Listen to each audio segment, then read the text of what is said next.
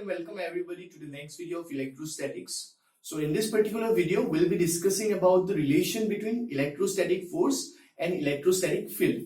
So we've come to know that the expression for electrostatic force, as you can see here, is F equals to K Q1 Q2 by R square. Okay, so if there are two charges Q1 and Q2, if they are separated by a distance R, then the force is given by, as seen here, K Q1 Q2 by R square.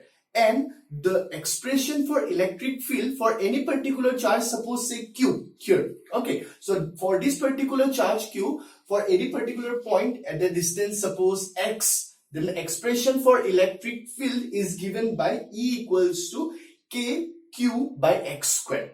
Okay, so the expression for both of them, the electric field as well as electrostatics force, they're mostly similar. There is just one slight difference, that there is one Q less in electrostatic field. Okay, so if I write down the relation between field and force, then I can sum it up as F equals to Q into E. So this here stands as the measure relation between force and field. But you need to understand this relation by breaking it down further, because as you all know, force and fields are vector quantities, and for a particular field, the charge which experiences the force should be a secondary one. So let me make it a bit simpler for you guys. Okay, now let me write down the expression again and give you the exact breakdown relation between electrostatic field and electrostatic force. So let me say, suppose this is a charge Q1 and this is another charge Q2 separated by a distance R here. Okay, so if I write down the expression for electric field for both the charges individually, then E1 can be written as K Q1 by R square. This is the electric field for charge Q1 at a distance R. Again, if I write down the expression for E2, that would be written as K Q2 by R square. That is the electric field for Q2 charge at a distance R over here.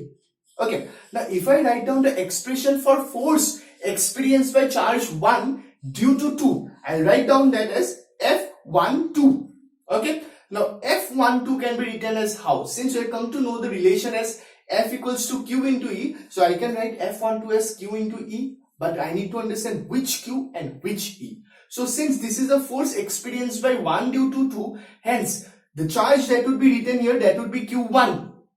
Again, the field, okay, for which that charge is experiencing the force, that field is E2, because a particular charge does not experience a force because of its own field. So the field here would be E2. Hence the force F12 would be written as Q1 into E2, and that would come out as K Q1 Q2 by R square.